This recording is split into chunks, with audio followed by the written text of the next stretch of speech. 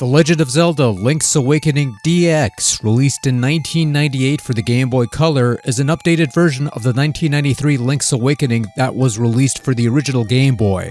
Link's Awakening DX happens to be the first version of the game that I've played back in the day when it was brand spanking new, as I would never get around to play the original version until more recent years, and even then, that would mostly be out of curiosity, and as I've mentioned in the last video, is not a version I'd recommend outside of collecting purposes. Link's Awakening DX is an updated version that is not only backwards compatible with the old Game Boy hardware, and even includes a special border for the Super Game Boy which the original release did not have, but also features a bonus dungeon to take advantage of the Game Boy Color's color display, as well as some Game Boy printer functionality if you happen to have one of those gimmicks laying around, and a number of fixes and improvements to the overall performance of the game. And while the Zelda Game & Watch gimmick might include the original release, the color version is what's gracing the Nintendo Switch Online Game Boy gimmick, at which point the question becomes whether that version is worth playing today, especially on a system that already has its own remade version of Link's Awakening available for play. The answer, of course, is yes.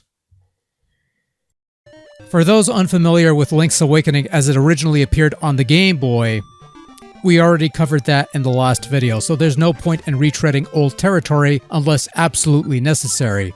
Long story short, Link's on an island, and to escape the island, he needs to find 8 instruments to wake up the Windfish. He can swap out A and B button items, which he needs to do in order due to the limits of the Game Boy, with the side effect of sometimes not having your sword on hand so that you could use other stuff like both Pegasus shoes and Dwayne Johnson's feather to leap across huge holes and stuff. There's more of a linear progression than the previous Zelda titles, but still plenty of stuff to do. Long story even shorter, it is such a fine Zelda game on the portable format that even a few minor quibbles couldn't completely dull its shine. As such, it should come as no surprise that Link's Awakening DX is largely the same game as the 1993 original. This isn't the remixed version like a Master Quest or anything where they reshuffled the dungeons or anything like that. If you've played that game, then you've pretty much played this one. All the dungeons, characters, items, story beats, and whatnots have been retained, kept intact, and things work pretty much the same as they did on the monochrome format. Just about the only thing that did change in DX was the overall performance, as there would be some instances where Link's Awakening would suffer from nasty bits of slowdown. That's but a distant memory in this DX version. Now the game runs much smoother than before, and this performance also applies when playing on an OG Game Boy, because this is one of those black game packs that's backwards compatible with the older Game Boy models, including the Super Game Boy peripheral, which gets a new unique border for the DX version, which is more than what you got from the original, which was fuck all, quite frankly, and that's a bit of a travesty. Now, if Link's Awakening DX was just the same game re-released with color and a couple minor fixes, it'd be one thing. Hell, I'd be fine with it. But there's a couple new things that were added to the mix. Naturally, the big thing being this secret color dungeon that is blatantly advertised on the front cover, which can be accessed via moving gravestone puzzle in the cemetery. The thing with the color dungeon is that you could only play this on the Game Boy Color. Trying to play this with a non-color Game Boy will deny you access outright, although there are alleged means of circumventing this, but I never really bothered. The dungeon itself isn't anything special. You bounce on things, you throw balls in matching holes, you match colors. There's a lot of colors being applied here that makes use of colors and stuff. Anyway, once you beat the boss, you can meet the Color Fairy, who will grant you a choice between the red tunic and the blue tunic. The red tunic increasing your attack power, and the blue tunic increasing your defensive capabilities. Don't get too excited, however.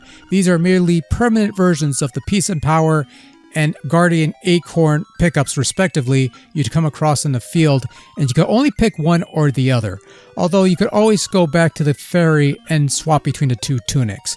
At the end of the day, this is an optional dungeon that you don't necessarily need to visit or clear or whatever the case may be, but it's nice to have regardless to sort of sweeten the deal, especially for those folks who have played the original version already and need a little more to justify the upgrade. DX also has Game Boy printer support. Okay, so once upon a time, Nintendo released a gimmick called a Game Boy camera that lets you take pictures with your Game Boy, and you printed these things onto your Game Boy printer gimmick. Never had these back in the day, and honestly never really saw the appeal, but I guess it's fondly remembered, so... Anyway, there's a new photo place in that formerly empty space near the Heights.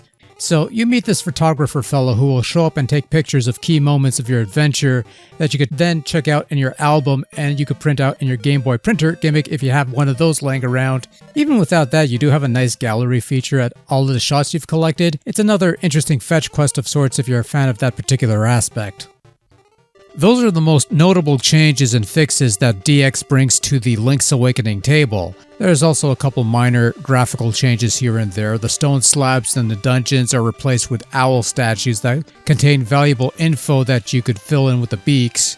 There's a couple more owl appearances, but it's all about the color and how you fill it. And while playing this on a non-color Game Boy offers no substantial changes aside from the notable visual bits, the color does enhance the game somewhat, and is not one of those color jobs where color is applied almost haphazardly for the sake of color. There's some care taken in coloring these things properly, and the result is something that almost looks like it was pulled off an NES or something. Almost. The dungeons look fine with the extra bit of color, and there's some attempt at atmospheric moodiness with some of the choices, dark rooms and such. But those look like tiles were colored in, and hopefully it all works out, and it kinda does. But I feel it's the overworld that greatly benefits from the added color. All the rocky terrain, trees, sand, rapids, sky, sea, and other bits and bobs look naturally colorful, and not someone dabbling paint over it colorful. A trek into the mysterious woods adds a blue hue to the screen to sort of emphasize the mysteriousness and wondrous aura of this rather smallish patch of forest with moblins infesting it. Even a few cutscenes in the game get the color treatment, and they look good. So yeah, it's a fine upgrade and all, and makes an already great game even better, but it's not without its quibbles. You still have text boxes popping up for random common things that kill the pacing. The introduction of color doesn't mean the introduction of different colored rupees of different value, so killing enemies, digging holes, and cutting bushes will usually, once again, net you 1 rupee, and the higher value stuff is locked away in chests, so the grind continues. And while the Game Boy printer only printed things in black and white, that doesn't mean the photos taken have to be. The album is a sticking point because you can never have a full one. First picture, you either let the guy take a picture or you don't. Either choice results in a very different picture filling your thing, and you can't get the other. And I don't know, but then again, if you don't care much about that aspect, it really doesn't matter, does it? That's all I got, really. It's those minor bits that I find fault in, and that's fine because the rest of the package is superb. On top of the additions and fixes lies a game that plays as it did before, controls as well as it did before despite having to fumble through items every so often, which kills the pacing. Gameplay hasn't changed all that much drastically. It's still pretty much the same game, just with a little more stuff added in to make an already great game that much better. And given the choice between this and the original Game Boy release, Link's Awakening DX is the clearly superior version based on not just the added content, not just the added color, but also based on the mild fixes that were made here and there to make the whole thing run a little smoother than before. Even years after its release, this game still holds up. It's still one of the better games, even in the presence of a more recent Switch remake. There's still a charm to this middle child of progression that makes it worth coming back to. It's currently on the Nintendo Switch Online Game Boy gimmick, which is probably the easiest way to play it these days, and it's one worth checking out, even if you already have the remake.